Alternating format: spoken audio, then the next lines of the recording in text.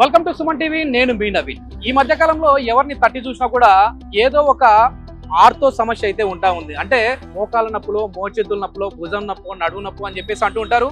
So అట్లాంటి వాళ్ళకి కేపీహెచ్పిలోని Padmaja multi speciality hospital అయితే ది బెస్ట్ ట్రీట్మెంట్ నడుస్తూ ఉందని చెప్పేసి తెలుస్తా ఉంది. సో అసలు మోకాళ్ళ నొప్పులు ఎందుకు వస్తా ఉన్నాయి, అదే విధంగా మోకాళ్ళ సర్జరీ అంటేనే చాలా మంది భయపడిపోతా ఉంటారు. దీనికి సంబంధించిన ఆపరేషన్ థియేటర్ ఏ విధంగా ఉంటుందో, అసలు ఆపరేషన్ థియేటర్లోకి వెళ్తేనే వాళ్ళ బీపీ 120/80 ఉన్నది 150కి వెళ్ళిపోతా ఉంటది. సో అసలు ఓటీ ఎట్లా ఉంటుంది అనేది అయితే ఇక్కడ మనం చూద్దాం. ఇప్పుడు ప్రస్తుతం మనతో వచ్చేసేసి మధురిమా నాయుడు గారు ఉన్నారు. చాలా మంది ఆర్థోపెడిక్ సర్జన్ అంటేనే మగవాళ్ళని అనుకుంటా ఉంటారు, కానీ ఇట్లాంటి కాంపిటేటివ్ ఫీల్డ్ లో కూడా మధురిమా నాయుడు గారు 12 సంవత్సరాల ఎక్స్పీరియన్స్ తో ఇక్కడ నీ సర్జరీస్, అదేవిధంగా shoulder surgeries, back pain surgeries అయితే చేస్తా ఉన్నారు. ఒకసారి మేడంతో మాట్లాడదాం. మోకాళ్ళ నొప్పులు రావడానికి కారణం ఏంటి, అదేవిధంగా దీని సర్జరీ ఏ విధంగా ఉంటుంది. సో ఇంకెందుకు ఆలస్యం, ఒకసారి ఓటీ టూర్ ఎట్లా ఉంటుందో ఇప్పుడు చూద్దాం.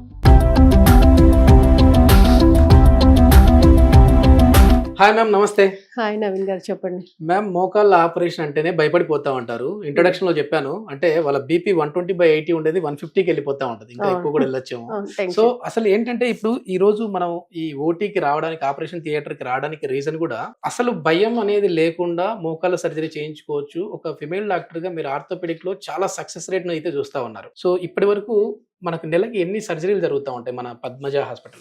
మామూలుగా అన్ని సర్జరీలు అయితే ఓవరాల్ గా అన్ని డిపార్ట్మెంట్ సర్జరీలు అయితే మనకి 100 నుంచి ఒక 140 వరకు అవుతాయండి, డిపెండ్స్ ఆన్ సీజన్ బట్టి. ఓకే. దీంట్లో మన ఆర్థోపెడిక్ వయసులోకి వస్తే ఒక 40 నుంచి 50 వరకు అవుతాయి. ఎందుకంటే చాలా మంది కూడా ఆర్థో సర్జన్ అంటేనే మగవాళ్ళని ఎక్కువ చూస్తూ ఉంటారు, కానీ ఇక్కడ మీరు ఉండడం అనేది నిజంగా చాలా హ్యాట్సప్ అండి.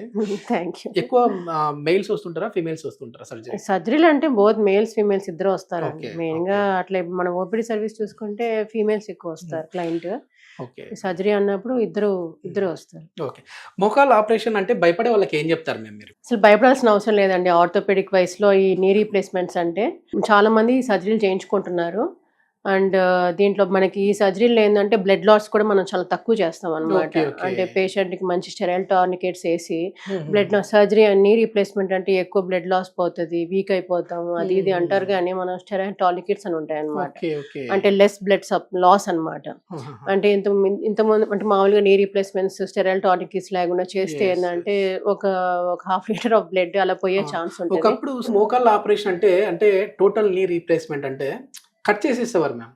ఇప్పుడు ఎట్లా ఉంది అంటే ఏమైనా కొంచెం మారిందా? ఇప్పుడు కూడా కట్ చేయాలండి. కట్ చేయకూడదు, కట్ చేయకుండా అయితే చేయలేము. బోన్ బ్రేక్ అయిన వాళ్ళకి బోన్ బ్రేక్ అయ్యే డిఫరెన్స్ అండి. ఇప్పుడు ఏంటంటే ఇక్కడ బ్రేక్ అయింది అనుకోండి, కాలు దగ్గర బ్రేక్ అయితే ఒకలాగా ఇన్సిషన్ ఉంటుంది, తై దగ్గర అయితే ఒకలాగా ఇన్సిషన్, ఏదైనా కానీ మినిమల్ స్కిన్ ఇన్సిషన్స్ అన్నమాట. మనం ప్రాబ్లమ్ ని బట్టి ఉంటది అంతే. కానీ బ్లడ్ లాస్ అనేది ఇప్పుడు తక్కువగా ఉంటుంది.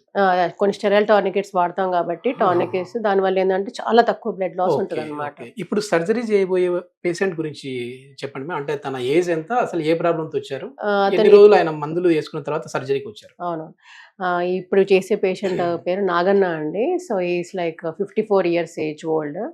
అతను యాక్చువల్లీ ఇంతకుముందు నీ పెయిన్స్ కి చాలా దగ్గర టాబ్లెట్స్ తీసుకోవడము, అన్ని అంటే హ్యాపీజాడ్గా వేరే డాక్టర్స్ దగ్గర తీసుకోవడము, ప్రిస్క్రిప్షన్ లేకుండా తీసుకోవడం వల్ల ఏంటంటే తనకి కిడ్నీలో కూడా కొంచెం చేంజెస్ వచ్చాయండి. క్రియాటిన్ లెవెల్స్ కూడా బాగా పెరిగిపోయాయి, లైక్ 1.3.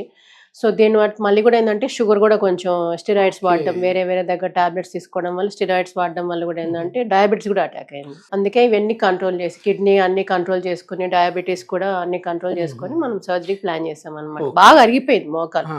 ఒకసారి మాట్లాడొచ్చా పేషెంట్ తోటి? నాగన్న గారు ఒకసారి సార్ అడుగుతారు, క్వశ్చన్ మాట్లాడండి. మీ పేరు నాగన్న అండి? అవునండి. ఎన్ని సంవత్సరాల నుంచి ఈ మోకాళ్ళ నొప్పులు ఉన్నాయి?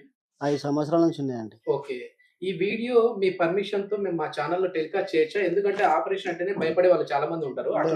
అట్లాంటి వాళ్ళకి మనం ఏంటంటే ఒక అవేర్నెస్ చేస్తున్నాం. అంటే మరీ మీరు భయపడిపోవాల్సిన పని లేదు. ఒక మంచి హాస్పిటల్, మంచి డాక్టర్ ఉన్నారంటే మనం అందరూ హ్యాపీగా అవసరం ఉన్న వాళ్ళు నీ సర్జరీ చేయించుకోవచ్చు అని చెప్పే ఉద్దేశం అది. మీ వీడియో అనేది మా ఛానల్లో టెలికాస్ట్ చేసుకోవచ్చా?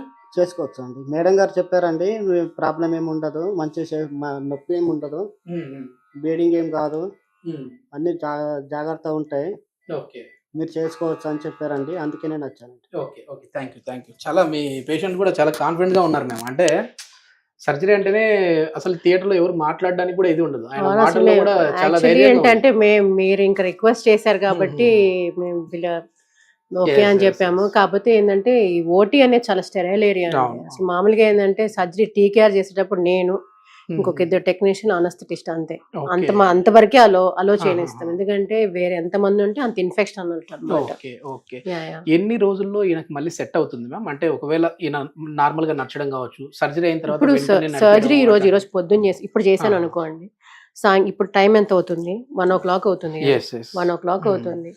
సో 8:00కి 7:00 కల్లా నడిపించేస్తాం. Okay okay. Yeah. సర్జరీ అయిన రోజు నడిపించేయచ్చు. ఆ రోజు నడిపించేస్తాం. Okay. 7:00కి అనస్థీషియా అంతా పోయిన తర్వాత ఆహాహా. సో అనస్థీషియా మనకి 6 to 7 hours పనిచేసేది కాబట్టి ఇప్పుడు చేసే సింగిల్ సైడే కాబట్టి Mhm. మనం ఎవిడెడ్ అనస్థీషియా కూడా ఏమి ఇవ్వం అనమాట. పేషెంట్ కి జస్ట్ బ్లాక్ ఇస్తాము. ఒక 8 hours తర్వాత 7 to 8 hours తర్వాత నడిపించేస్తాం. ఆ రోజు ఓన్లీ నడిపించేస్తాం. లంబార్ రీజియన్ లో మాత్రమే ఉంటది. అంటే జనరల్ అనెస్థీషియా కాదు ఇది. జనరల్ ఇవ్వం. ఓకే. టీకేఆర్ కి స్పైనల్ అనస్థీషియా ఫైనల్ ఇచ్చేసేస్తాం. Spinal anaesthesia Okay. ఇస్తాం.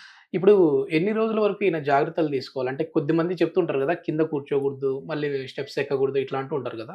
అసలు నీ రీప్లేస్మెంట్ చేసే ఒక ముఖ్య ఉద్దేశం ఏంటంటే నడవడానికి Yes. బాగా నడవాలి. స్టేర్ కేస్ కూడా ఎక్కచ్చు, దిగచ్చు.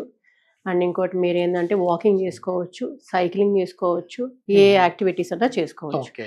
ఒకే ఒక యాక్టివిటీ ఏంటంటే కింద కూర్చున్నప్పుడు అంటే లేడీస్లో పూజలు ఎక్కువ చేస్తారు కాబట్టి అలాంటి వాళ్ళకి నేను కింద ఫ్లోర్ సిట్టింగ్ అవాయిడ్ చేయమంటాను. ఇంత మాత్రం స్టూల్ వేసుకొని కూర్చోండి. Okay. అదొక్కటే చిన్న కాంట్రా ఇండికేషన్. మిగతా అన్నీ చేసుకోవచ్చు. Okay. సర్జరీ చేసింది మనం ఆ పర్పస్ కోసం. Yes yes. మళ్ళీ అవన్నీ చేసిన తర్వాత ఇవి చేయకూడదు అవి చేయకూడదు అంటే దీని వాళ్ళకి ఏదో ఇది. అట్లా ఏం లేదండి. స్టేర్ కేస్ ఎక్కచ్చు, దిగచ్చు, అన్ని చేయొచ్చు. ఓకే. ఒకవేళ డయాబెటిక్ ఉన్న వాళ్ళలో అయితే వాళ్ళు ఎట్లాంటి జాగ్రత్తలు తీసుకోవాలి? డయాబెటీస్ లో ఎప్పుడు కూడా మనము ఫస్ట్ డయాబెటీస్ కంట్రోల్ చేసుకోవాలండి. షుగర్ లెవెల్స్ ఎప్పుడు చూసుకోవాలి. HbA1c అని ఒకటి ఉంటుంది. Fasting blood sugar, post lunch blood sugar, ఇవన్నీ నార్మల్ ఉంటేనే మనము సర్జరీ చేయాలండి. ఏ మాత్రం కానీ షుగర్ లెవెల్స్ ఎక్కువ ఉన్నప్పుడు చేస్తే ఓన్ హీలింగ్ ఉంటుంది కదా. మనం సర్జరీ చేసినంత కుట్లేస్తాం కదా, Yes, yes. ఆ హీలింగ్ సరిగ్గా ఉండదు. డిలేడ్ ఓన్ హీలింగ్ ఉంటుంది అనమాట. Yes, yes. ఆపరేషన్ అంటే ఇది మొత్తం అంతా ఒక టీం వర్క్ అని మీరు ఎప్పుడు చెప్తా ఉంటారు. అవును, ఇక్కడ ఎవరెవరు ఉన్నారు ఏంటి ఒకసారి పరిచయం చేస్తారండి? తప్పకుండా అండి. సార్ ఉన్నారండి, doctor Suresh sir, HOD anaesthetist.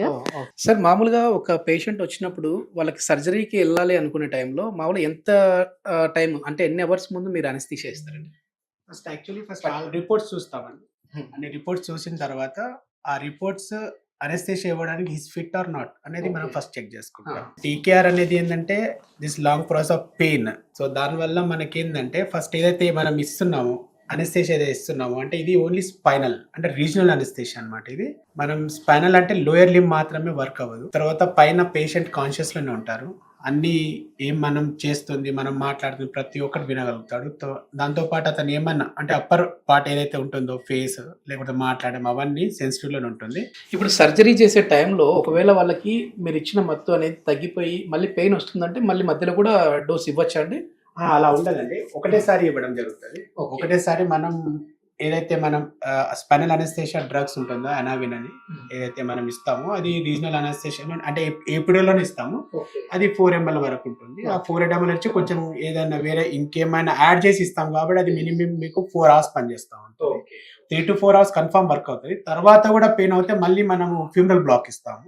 So ఇది ఆల్మోస్ట్ మీకు ఒక 6 hours వరకు అతనికి పెయిన్ లెస్ అనమాట. అసలు పెయిన్ అనేది ఉండదు. 3 hours తర్వాత తన కాల్ మూవ్మెంట్ అనేది స్టార్ట్ అవుతుంది. స్టార్ట్ అయిన తర్వాత కూడా పెయిన్ అవ్వదు. సో ఆల్మోస్ట్ మనం 4 ml వరకు మనం ఇచ్చుకొని వీ కెన్ కంటిన్యూ. ఈ సర్జరీ ప్రొసీజర్ ఎన్ని అవర్స్ మ్యామ్? మామూలుగా ఎంత టైంలో అయిపోతుందండి? మనం ఫస్ట్ పేషెంట్కి అనస్థీషియా ఇచ్చినప్పటి నుంచి తర్వాత సూచరింగ్ వరకు అట్లీస్ట్ మనకి మొత్తం 1.5 hour టైం పట్టిద్దండి. Okay okay. ఇది మొత్తం మీద చాలా వరకు కూడా మోకాళ్ళ నొప్పులు అంటేనే భయపడిపోతూ ఉంటారు. అంటే మోకాళ్ళ ఆపరేషన్ అంటే భయపడిపోతూ ఉంటారు. నొప్పులు ఉన్నాయి కదా అని చెప్పి మెడికల్ స్టోర్కి వెళ్ళి ఏదో డాక్టర్ ప్రిస్క్రైబ్ చేసి ఉంటారు టాబ్లెట్స్. ఈ పెయిన్ కిల్లర్స్ కంటిన్యూగా వాడడం వల్ల మళ్ళీ వాళ్ళ క్రియాటిన్ లెవెల్ అంటే కిడ్నీలో మార్పులు కూడా చూస్తూ ఉన్నామని చెప్తున్నారు. వాళ్ళ షుగర్ లెవెల్స్ కూడా చేంజ్ అయిపోతూ ఉంటాయి. సో అట్లా కాకుండా ఒక మంచి ఆర్థోపెడిక్ డాక్టర్ని కన్సల్ట్ అయ్యి మీరు సర్జరీకి ముందు ఎట్లా ఉండాలి అంటే సర్జరీ మేము చేయించుకోగలమా, మాకు షుగర్ లెవెల్స్ ఇట్లా ఉన్నాయి, దీన్ని ఏమన్నా కంట్రోల్ చేస్తూ సర్జరీ చేయించుకోవాలా లేదా అనేసి ఇవన్నీ కూడా ఒపీనియన్ తీసుకున్న తర్వాత సర్జరీకి వెళ్తే వెళ్ళొచ్చు. సో ఏ భయం లేకుండా హ్యాపీగా సర్జరీ చేయించుకోవచ్చు అని చెప్పేసి మధురిమా నాయుడు గారు చెప్తా ఉన్నారు. పద్మజ మల్టీ స్పెషాలిటీ హాస్పిటల్ అయితే ఈ నీ రీప్లేస్మెంట్ కావచ్చు, ఎనీ ఆర్థోపెడిక్ కావచ్చు 100% సక్సెస్ రేట్తో అయితే ఇక్కడ సర్జరీలు జరుగుతూ ఉన్నాయి. సో ఫర్దర్ ఇన్ఫర్మేషన్ ఏదైనా కావాలి అని అంటే మీరు మా హాస్పిటల్ వారి కాంటాక్ట్ నెంబర్ ప్రొవైడ్ చేస్తా ఉన్నాం, మీరు నేరుగా వారితో మాట్లాడచ్చు. Thank you ma'am.